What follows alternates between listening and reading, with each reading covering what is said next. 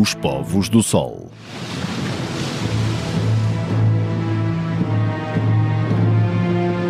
No século XV, os europeus descobriram a América. Chamaram ao continente o Novo Mundo. Mas embora estas terras fossem desconhecidas dos europeus, não tinham nada de novo e tinham sem dúvida uma longa história cheia de prestígio. Sem contacto nenhum com o mundo exterior, os povos indígenas que habitavam estas terras tinham aprendido a viver de modo sedentário, a construir aldeias e depois cidades. Organizaram-se em sociedades cada vez mais complexas, inventaram formas de governo, desenvolveram conceitos de universo e de vida e criaram religiões. Se alguns povos não deixaram praticamente nenhum vestígios da sua existência, outros deixaram legados magníficos que testemunham a grandeza destes mundos perdidos. Os maias, os aztecas e os incas iluminaram a história de todo um continente.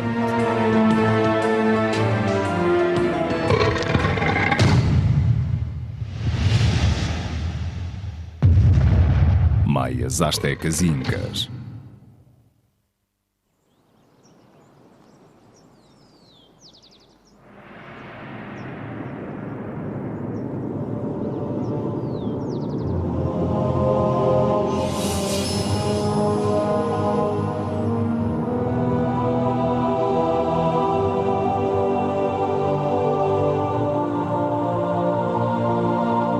Após a descoberta, o século XVI viu o mito das cidades cheias de ouro atrair a cupidez de numerosos conquistadores espanhóis que viram a América como o seu Eldorado, uma oportunidade para fazer fortuna.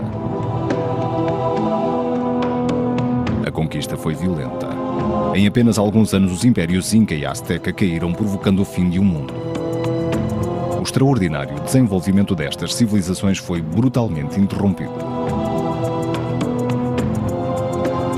No século XIX e princípio do século XX, a redescoberta destes mundos motivou novos feitos e aventuras exploratórias. Arriscando a vida, os exploradores aventuraram-se por terras desconhecidas e trouxeram de volta histórias extraordinárias. No meio da selva, por trás de montanhas intransponíveis, jaziam imensas cidades abandonadas. Civilizações incríveis tinham precedido a chegada do homem branco ao continente americano. Os nativos não tinham sido os selvagens que a princípio se pensara. Vestígios majestosos testemunhavam um nível de desenvolvimento altamente avançado e um grau de sofisticação surpreendente.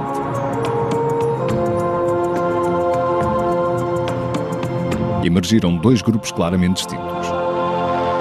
Desde o ano 3500 a.C., os Andes tinham visto florescer várias civilizações importantes. Os Nazcas, os Tiwanaku e finalmente os Incas, que fundaram um imenso império no século XV.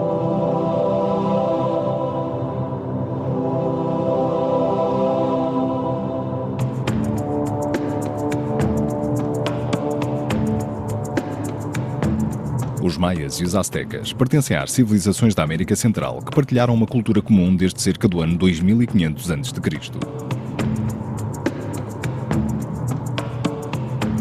A civilização maia desenvolveu-se primeiro nas florestas da Guatemala e em Chiapas, cerca de 250 a 300 anos antes de Cristo, atingindo o seu auge no século VIII.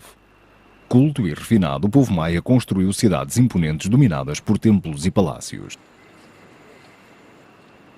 Esta é Tikal, a maior e mais poderosa cidade maia na região da selva de Petén da Guatemala.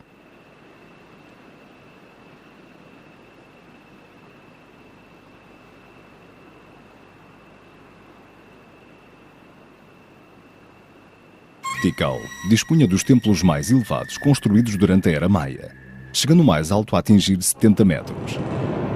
As ruínas acinzentadas que hoje podemos admirar mal conseguem refletir o esplendor da antiga cidade. A reconstituição da praça principal de Tikal permite-nos descobrir uma cidade em que prevalece a cor vermelha.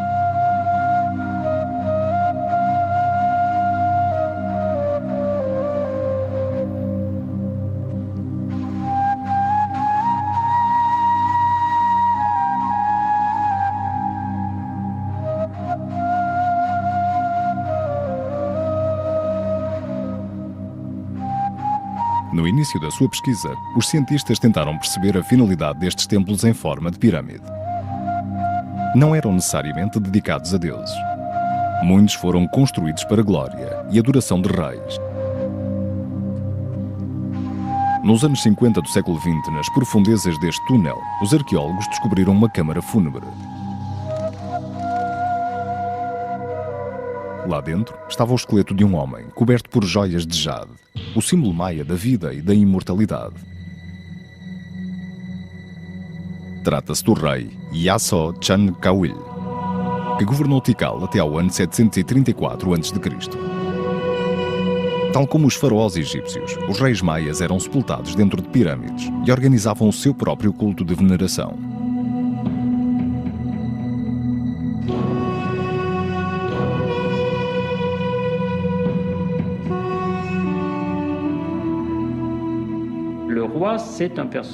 O rei é uma figura que domina a cidade em termos temporais e que, portanto, age política e militarmente. Mas, ao mesmo tempo, e durante o período clássico, isto era incontestável. Era o líder espiritual da comunidade e do seu território.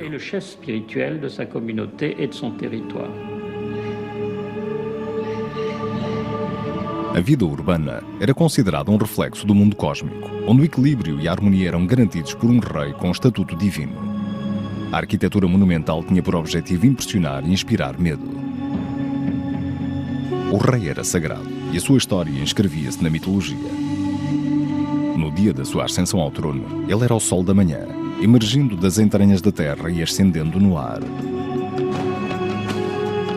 No momento da sua morte, sob a forma de um jaguar, transformava-se no sol poente, mergulhando de novo na terra. Estas lendas estão ligadas aos ciclos do tempo. Os maias eram grandes observadores do céu e dos movimentos celestes.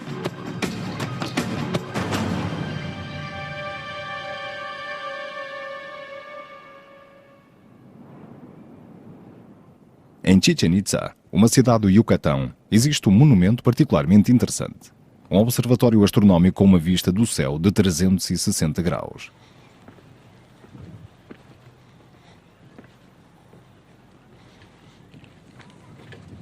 O arqueólogo Ed Barnhart, um especialista na civilização maia da Universidade de Austin, no Texas, estudou este monumento excepcional que revela a extraordinária compreensão dos ciclos do tempo por parte dos sacerdotes maias.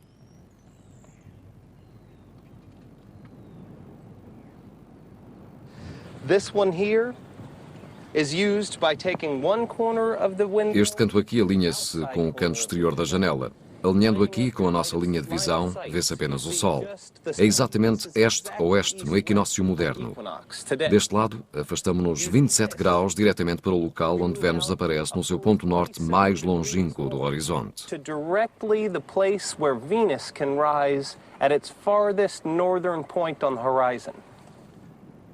Os sacerdotes maias pesquisavam os céus incansavelmente, procurando decifrar nas estrelas o destino do homem e prever as datas das batalhas e das coroações.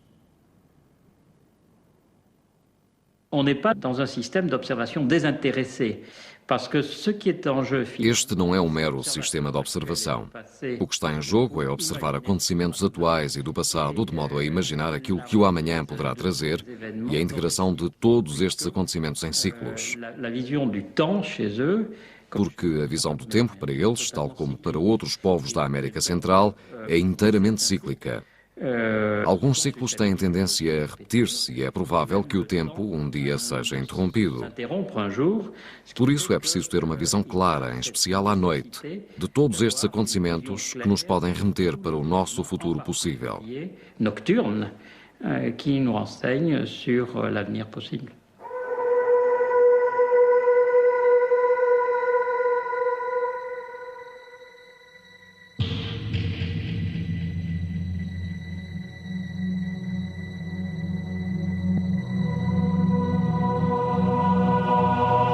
O universo está sujeito a uma inversão cíclica de acontecimentos condicionada por forças do bem e do mal, em datas favoráveis ou desfavoráveis. Mas este grande conhecimento dos ciclos do tempo tem também uma aplicação prática para os agricultores. Os astrónomos podem dizer-lhes quando plantar, quando colher e que trabalho deve ser realizado. Tudo na sua sociedade depende dos ciclos do tempo. Hoje, os descendentes dos maias usam técnicas agrícolas de queimada. Durante a estação seca fazem queimadas para abrir zonas aráveis na selva, sem ferramentas, e usando as cinzas para fertilizar o solo.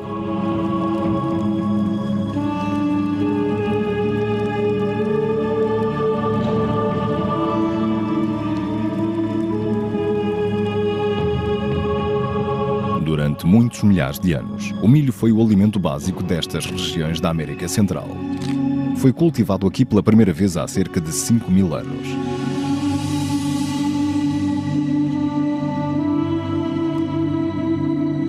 Originalmente, a planta tinha apenas algumas espigas pequenas que mal davam uma dúzia de grãos. Ao selecionar e cultivar os grãos mais bem formados, os povos locais conseguiram criar milho tal como o conhecemos hoje. O povo maia descrevia-se a si próprio como filhos do milho. As suas lendas contam como os deuses criaram o primeiro homem a partir da pasta de milho.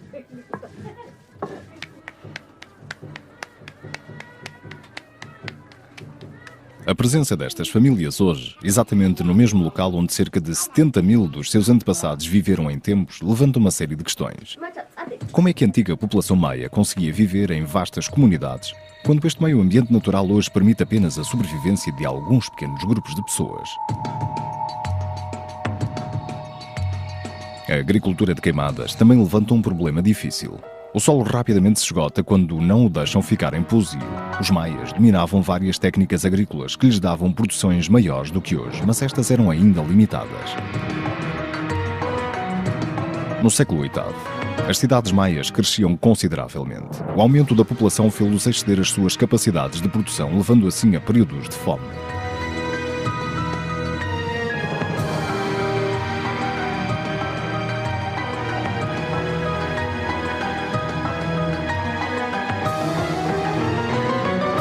Ao mesmo tempo, as cidades maias tinham de enfrentar outro problema, desta vez relacionado com a organização. O seu mundo pode ter sido unificado ao nível cultural, mas não ao nível político. Cerca de 70 cidades, cada uma com o seu próprio rei, estavam numa situação de constante rivalidade. Tikal e Calakmul envolveram-se numa batalha feroz pela supremacia. O sistema era certamente muito ativo, inteligente e eficiente, mas em alguns casos era também potencialmente muito frágil. Uma fragilidade ligada à insegurança e às condições de conflito e de competição. Em certas zonas, sem dúvida, desapareciam as povoações porque eles exterminavam-se uns aos outros. Outros locais eram invadidos por forasteiros hostis e, mesmo nesses casos, as populações não tinham tempo para bater em retirada ou para levar consigo os seus pertences valiosos.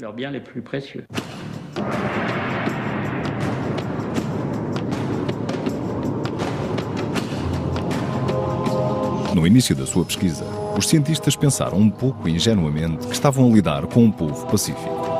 Hoje sabem que não se tratava disso. Pelo contrário, os povos maias andavam frequentemente em guerra.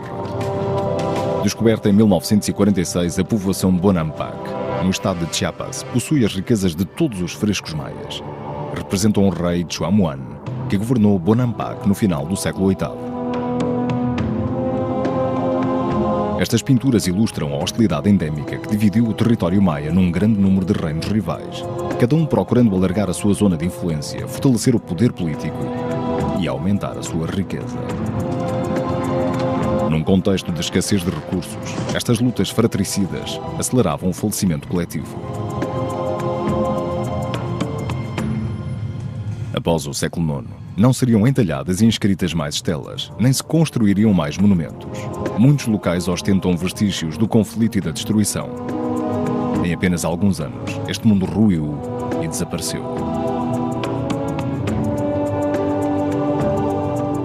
Os aztecas, nómadas do norte, chegaram mais tarde e instalaram-se na Bacia do México no século XIII. Impressionados pelas pirâmides monumentais de Teotihuacan, abandonadas durante séculos, imaginaram que a cidade tinha sido obra dos deuses. Ainda hoje não sabemos que povo construiu esta cidade.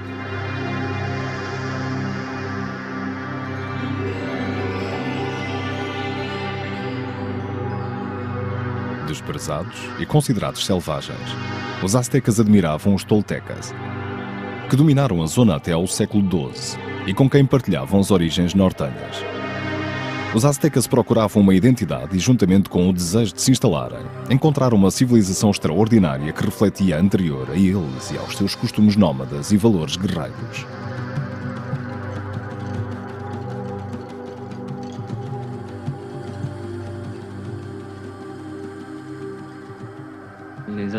Em última instância, os astecas são um povo com dupla filosofia e dupla atitude.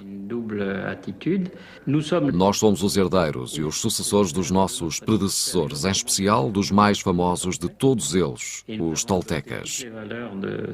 Adotamos todos os valores das civilizações que nos precederam e seremos cultivadores, um povo com comportamento civilizado, mas ao mesmo tempo... Nós temos origens do norte, somos descendentes dos xiximecas. Vimos do norte, somos descendentes de caçadores e recoletores, povo corajoso que adorava o sol. E também temos orgulho nestas origens.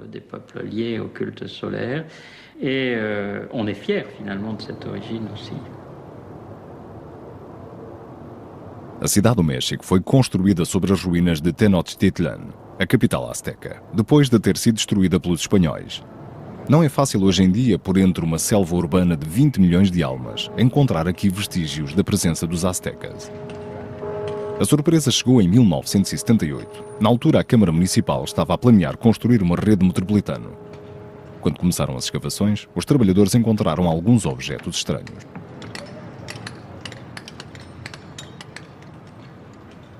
O arqueólogo José Álvaro Barrera Rivera recorda esta descoberta incrível.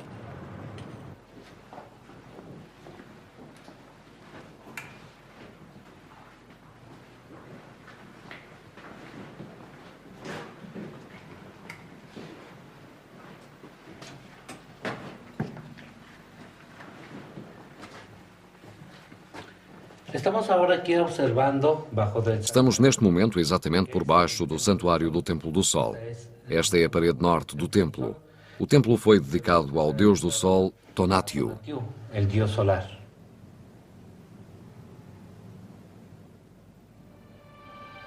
Foram encontrados vestígios dos aztecas. Os espanhóis construíram a nova catedral da cidade sobre as ruínas do coração sagrado da antiga capital azteca. Tinham sido construídos aqui uma dúzia de templos. Os arqueólogos conseguiram reconstruir a história do mais importante deles, o Grande Templo. Tal como as pirâmides maias, foi construído em várias fases sucessivas. As ruínas permitiram revelar o seu passado e a história da cidade.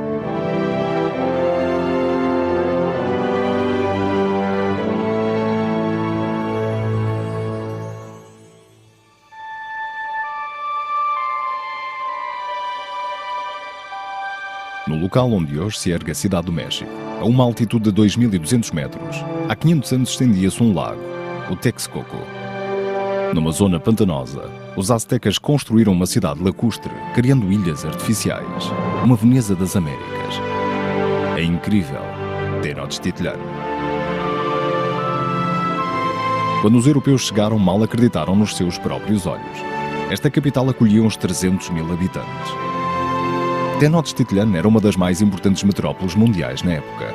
No centro da cidade ficava o seu coração sagrado, o Grande Templo, cujas ruínas encontramos agora. Calculamos que toda a área tivesse cerca de 13 km², que se desenvolveu a partir de zonas delimitadas de terra à superfície da água e que precisou de muito trabalho de escavação e drenagem, proporcionando então zonas habitáveis. É verdade que, em termos de obras públicas, foi um empreendimento colossal e tanto mais espetacular quanto foi concluído em apenas algumas décadas. Et d'autant plus spectaculaire que ça s'est fait effectivement en quelques dizaines d'années.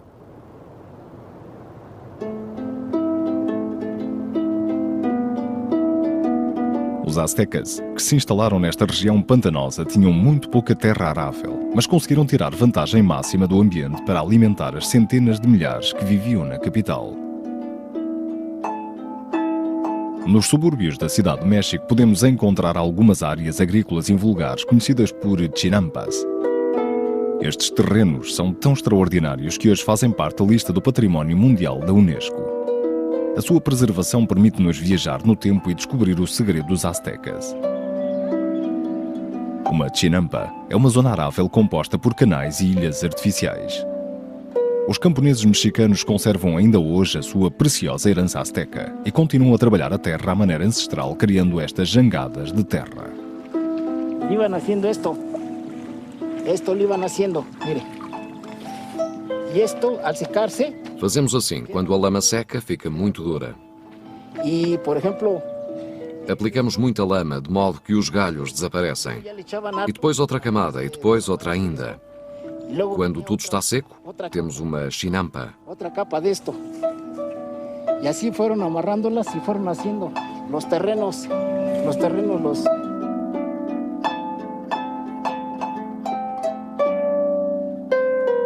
Estes jardins flutuantes, construídos à volta da cidade, podiam alimentar uma população de várias centenas de milhares.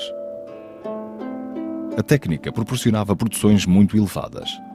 A riqueza do solo e a presença abundante da água e do sol garantiam 4 colheitas por ano, variando o cultivo e as quantidades de água e de lama.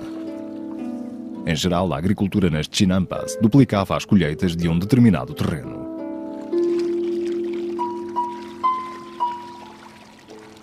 O milho, enquanto o principal suporte da agricultura azteca, era considerado divino. O seu deus era Chenteotl e Chilonen, a sua deusa. Jovens mulheres eram-lhes oferecidas em sacrifício. Para garantia da qualidade das colheitas eram decapitadas, tal como se fazia às espigas que eram colhidas.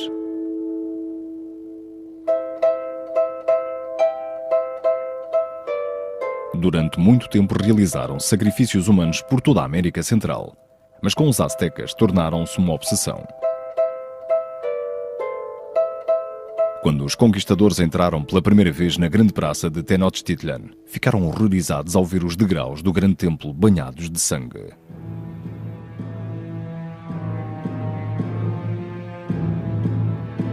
Quando a cidade foi conquistada, o templo foi destruído. Mas as escavações arqueológicas revelaram uma construção ainda mais antiga, uma réplica do grande templo em miniatura. Na plataforma, ergue-se uma pedra negra destinada aos sacrifícios.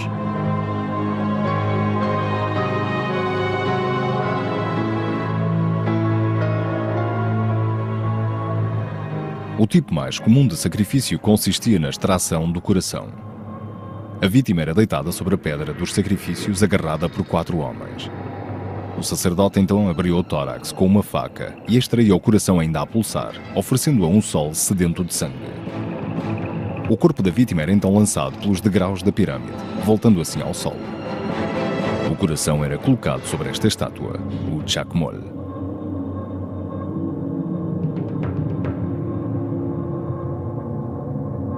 A explicação para estes rios de sangue está inscrita na Pedra do Sol.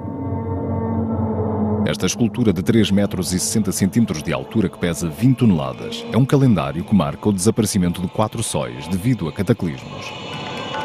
O nosso Sol, o quinto, também está em perigo. Apareceu pela primeira vez através do autossacrifício de um deus. Deitou fogo a si próprio e reapareceu transformado numa estrela. Mas este novo Sol não se mexia, portanto os outros deuses ofereceram o seu próprio sangue para lhe dar vida.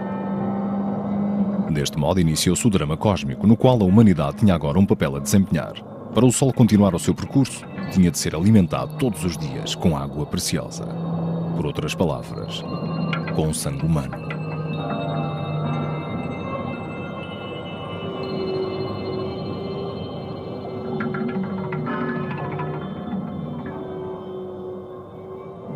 Em primeiro lugar, é verdade que a ideologia asteca relativamente aos sacrifícios humanos é muito forte. É um aspecto marcante na construção da sua identidade e no papel que atribuíram a si próprios. Têm o mundo vivo fazendo o que tem de ser feito, isto é, oferecendo sangue às divindades que um belo dia poderiam deixar de funcionar e deixar de garantir a sobrevivência do homem. Isso faz parte da ideologia dominante. E finalmente penso também que é um sucesso de um sistema político e a expansão de um império que conduz a este tipo de sacrifícios excessivos a que assistimos em certas épocas. Tratava-se da necessidade de melhorar o que se tinha feito antes para garantir que o sistema continuasse a desenvolver-se.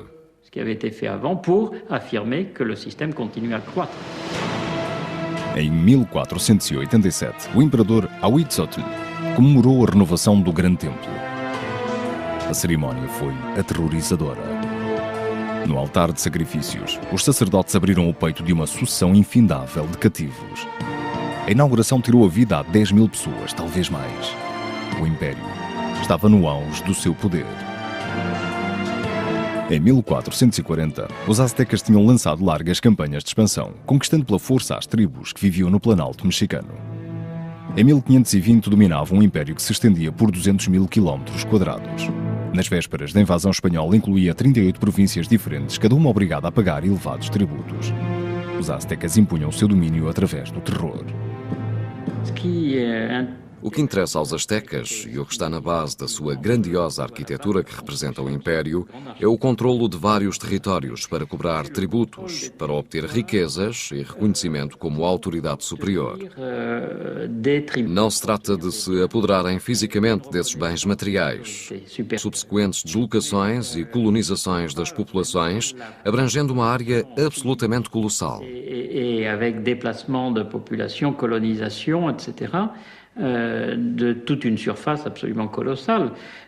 C'est plutôt donc... Trata-se antes de empreendimentos guerreiros, em que promovem mesmo a guerra, ou em muitos casos se contentam em ameaçar, de modo a obter a submissão de um certo número de territórios que depois aderem ao sistema imperial. D'un certain nombre de territoires qui rentrent dans le système impérial.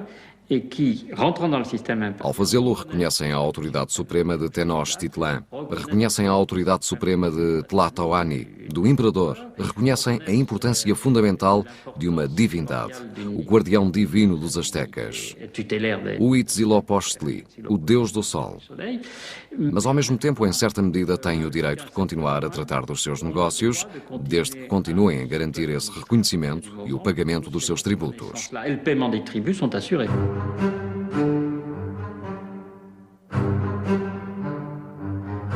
Os aztecas prosseguiam as suas campanhas implacavelmente. Nas linhas da frente estavam os guerreiros mais valorosos, que pertenciam a cavalarias de prestígio, como a elite da águia, cujos capacetes tinham a forma da cabeça de uma águia.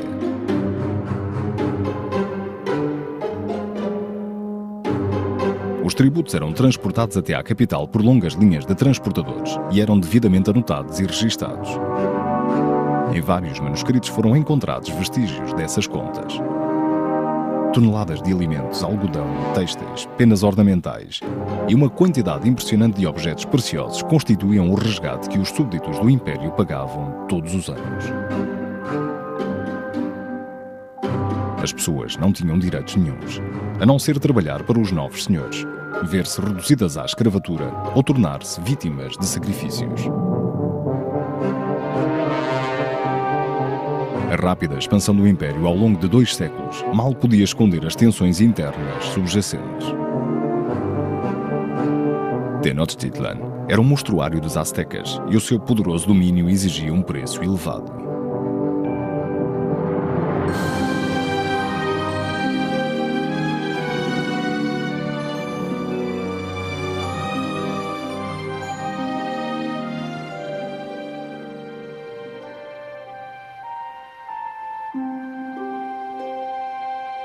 Durante o mesmo período, os Incas estavam à frente de um império 5 vezes maior. Estendia-se por cerca de 4.000 quilómetros, desde o Equador até ao Chile de hoje, abrangendo 950.000 quilómetros quadrados. O povo Inca concebeu um sistema organizativo capaz de governar este vasto território, constituído por todo um aglomerado de diferentes tribos.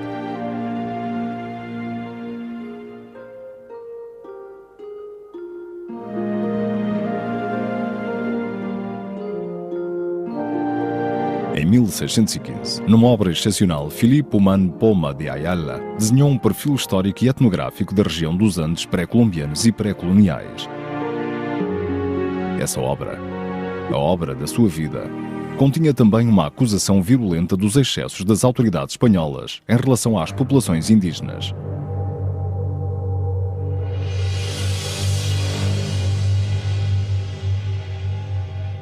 Estas crónicas fazem parte de um raro testemunho relativo à originalidade e à organização dos Incas, uma palavra que significa ao mesmo tempo o rei e o seu povo.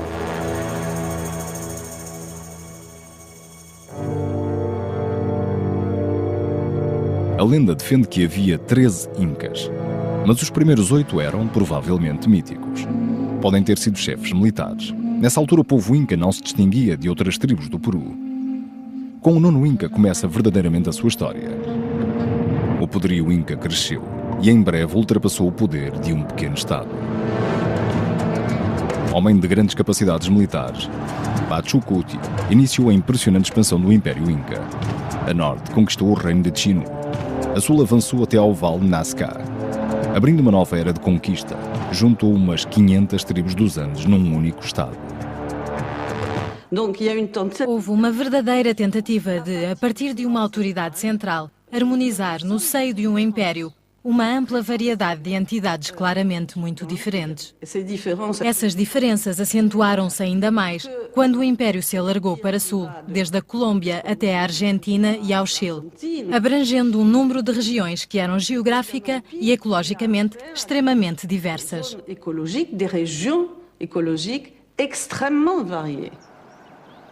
Pachacuti revelou-se um administrador notável. As famílias tinham uma vida comunitária. A posse das terras não era privada. As famílias trabalhavam as terras que pertenciam à comunidade. Cada região tinha de produzir para o império de acordo com as suas características especiais. Os incas dotaram o seu império de uma estrutura sólida e eficiente dirigida por uma casta de funcionários públicos. Para assegurar as trocas económicas entre as diversas chefias do império, a autoridade central precisava de uma rede de estradas para as ligar umas às outras. Mas isto aqui eram os Andes, a cordilheira montanhosa mais elevada do mundo a seguir aos Himalaias. Para atravessar os rios, os incas tornaram-se mestres na construção de pontes suspensas. Inventavam técnicas cada vez mais sofisticadas, muitas delas ainda hoje usadas. A construção desta ponte dá uma ideia da mão de obra necessária. É uma imagem impressionante, muito atualizada da organização que é necessária nos anos onde cada projeto exige a participação de todos. Este trabalho coletivo era um dos princípios fundamentais do Império Inca.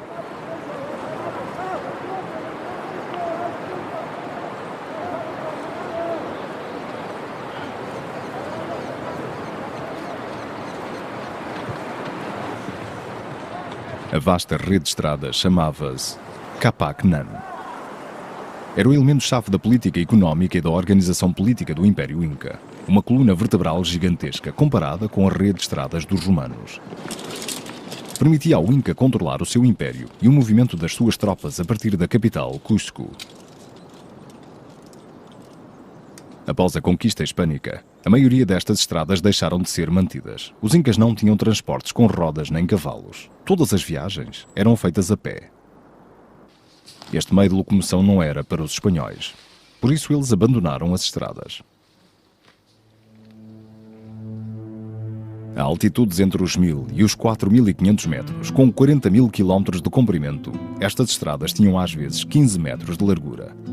Ligavam zonas habitadas, centros administrativos, áreas agrícolas e mineiras, bem como locais de culto.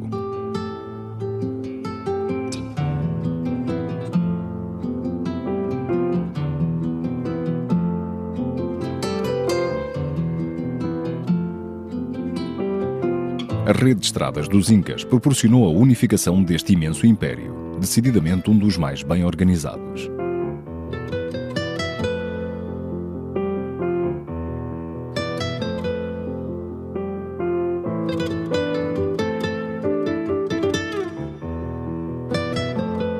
Estafetas de corredores faziam passar a informação a uma velocidade incrível.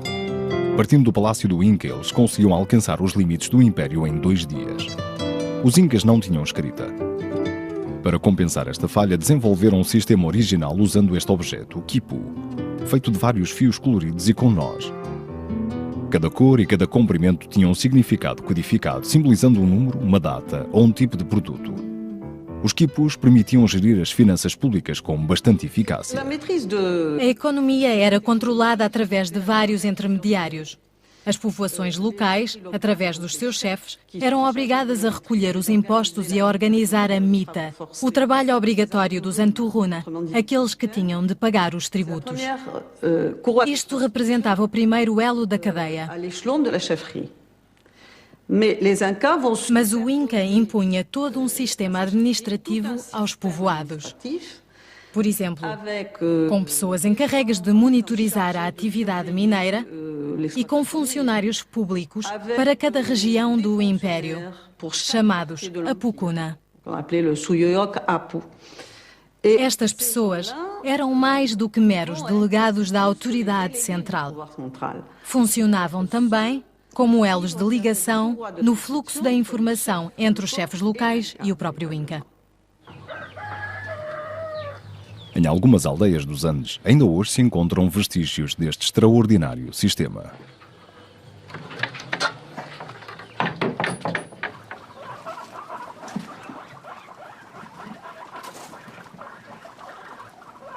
Na aldeia de Mara, entre Cusco e Machu Picchu, um ancião de 77 anos possui a chave do enigma. Palino Tsinchi Roca é descendente de uma família nobre a quem foram concedidos certos privilégios que lhe permitem trabalhar numa mina de sal. Um documento do século XVII confirma este privilégio que vem desde a administração colonial. Tsinchi Roca. Tsinchi Roca é o nome da minha família e também do segundo Inca. Significa o Senhor das Pedras. O Inca ensinou os homens a encontrar sal e a usá-lo. O Inca já ha ensinado a comer com salsito, com qualquer, todo lo han ensinado el Inca já. Ele caminhava dentro do cerro também, então por la tierra também por encima. Depois disso, construiu estradas por todo o lado, para serem usadas por todos. Por todo o Império.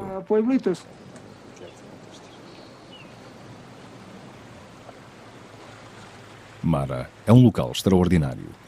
Os Incas produziam aqui sal para parte do Império. Encontraram um fenómeno geográfico invulgar, uma nascente de água salgada.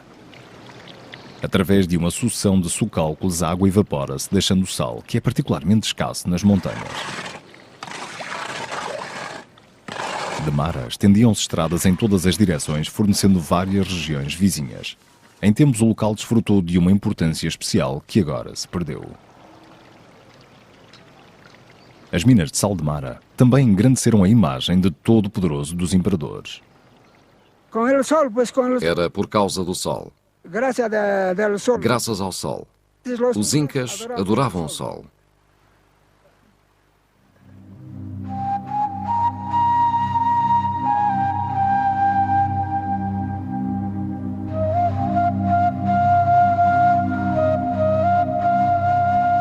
Além de Cusco e de alguns centros administrativos regionais, o Império tinha poucas cidades. A maioria das pessoas vivia em aldeias pequenas e trabalhava nos campos. A agricultura era o centro da economia inca. Entre a capital e Machu Picchu, ao longo da velha estrada, os socalcos estendem-se pelas encostas ao longo de várias centenas de metros. Enfrentando um terreno montanhoso particularmente irregular, com poucas áreas planas, os camponeses incas conseguiram aumentar a zona de terra arável, escavando socalcos nas colinas. Empregando esforços monumentais, construíram muros de pedra para segurar o solo em camadas, o que dá às montanhas a aparência de um lance de escada gigantesco. Dos Andes ainda vivem ao ritmo da sua faina agrícola. Algumas plantas, como o milho, requerem um clima quente e úmido, mas outras, como as batatas, dão-se bem nas terras altas. Os camponeses sabem como explorar as diferenças climáticas entre os vales e os picos para cultivar espécies que normalmente não se encontrariam na mesma região. Estes socalcos, hoje em dia mais ou menos abandonados, dão uma imagem tenue da verdadeira opulência do passado. Parece que o Peru de hoje mal consegue igualar aquilo que o Império Inca produziu há tantos séculos.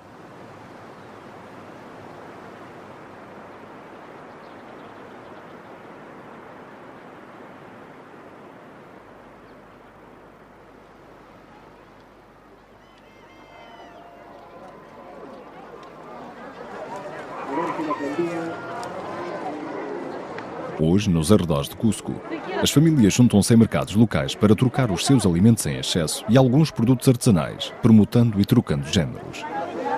Nos dias do Império, o grosso da vida económica acontecia fora dos mercados, no contexto de uma economia estritamente controlada.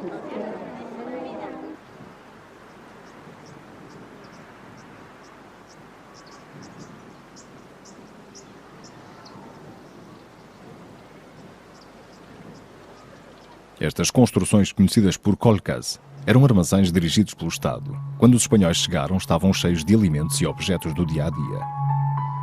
Materiais e ferramentas. Tudo o que uma sociedade precisava para viver e para enfrentar tempos mais difíceis. O sistema permitia à população viver em condições aceitáveis. No topo da pirâmide estava o Inca, considerado um descendente direto de Inti, o deus Sol. Ele assumia todos os poderes políticos e económicos, mas a sua legitimidade era basicamente religiosa. O Inca era um ser sagrado, que encenava a sua própria origem divina.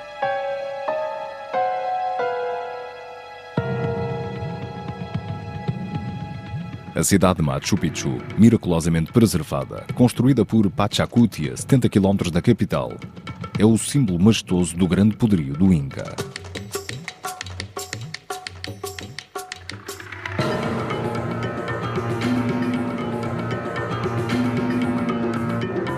Os Incas sonhavam com a grandeza. Acreditavam que estavam à cabeça de um império que duraria para sempre.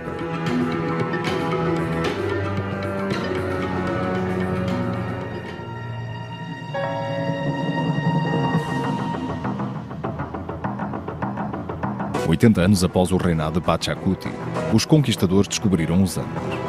O líder era Francisco Pizarro. Homem de modesta fortuna e letrado, com 56 anos de idade, partiu à conquista do Império Inca. O seu único património era a inteligência, a coragem e um desejo esmagador de fazer fortuna. Ao saber da presença do Inca, Atahualpa em Cajamarca partiu ao seu encontro. Eu diria que o encontro foi um fracasso. Foi um encontro desastroso porque houve uma total falta de compreensão. Quando os espanhóis veem Atahualpa em Cajamarca, veem-no numa liteira coberta de penas. E ele próprio tem uma coroa de penas. Valverde, o arcebispo e guardião dos livros sagrados espanhóis, oferece-lhe as escrituras.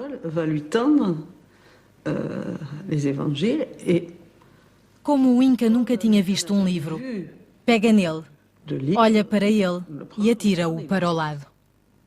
Isso foi, obviamente, ofensivo para os espanhóis, que, do seu ponto de vista, tinham vindo também para evangelizar. Este mal-entendido foi desculpa suficiente para os espanhóis massacrarem uma boa parte da aristocracia inca que estava presente. Atahualpa foi feito prisioneiro.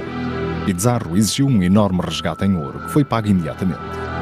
Mas a transação era duvidosa.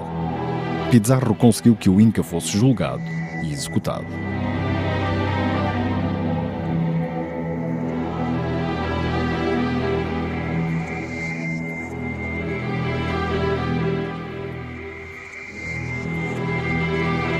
Enfrentando um império dividido e sem comando, Pizarro dominou a resistência dos Incas.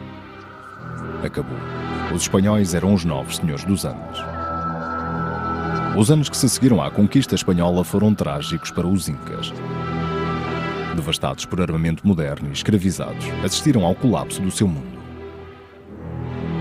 Massacrados, pilhados e torturados, os índios foram tratados como seres inferiores, destituídos das suas terras e condenados a uma vida de miséria e humilhação.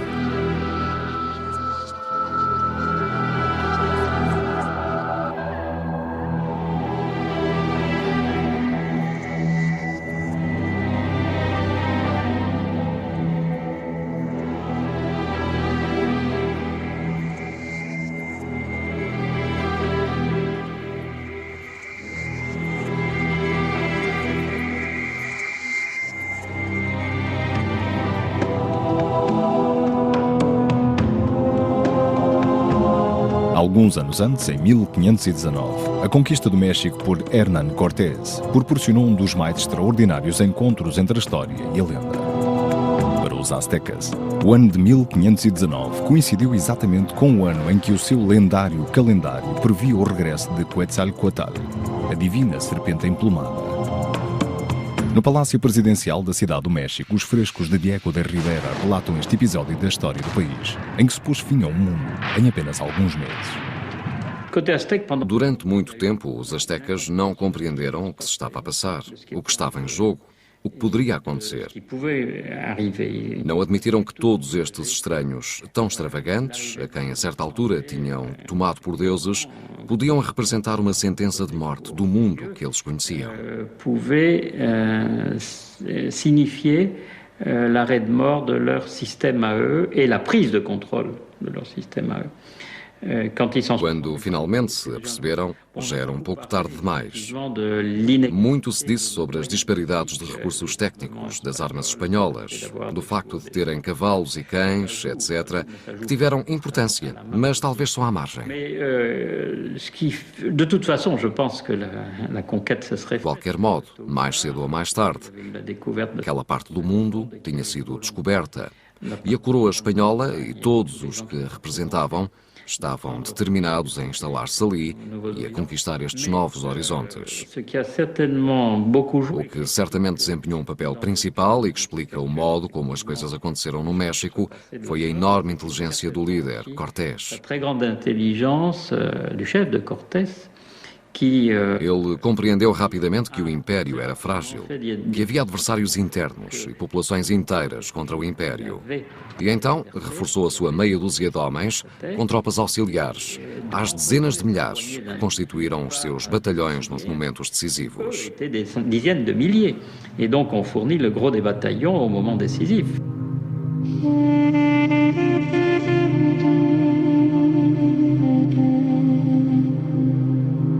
A conquista do Novo Mundo levou a uma das grandes tragédias da história. Várias dezenas de milhões de ameríndios foram dizimadas.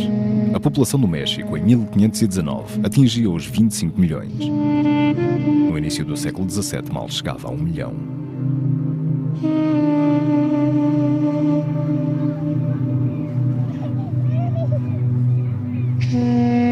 Quase 500 anos após estes acontecimentos devastadores no México e na Guatemala, numerosas comunidades ameríndias preservaram as tradições e as crenças dos seus antepassados.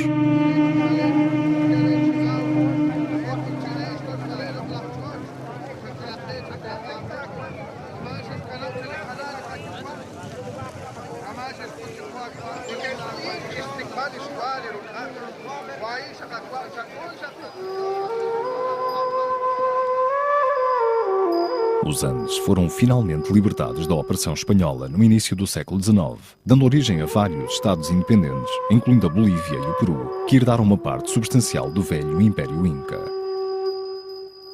Apesar da colonização e das campanhas de evangelização, as crenças antigas e as tradições não desapareceram. A princípio foram mantidas em segredo, finalmente, às claras. Solteira!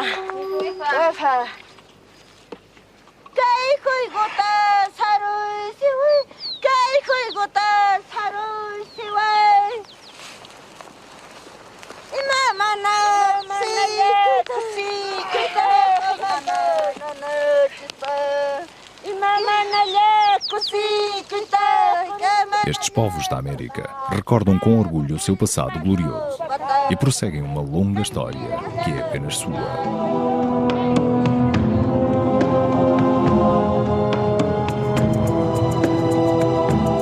Tradução e locução: Dialetos.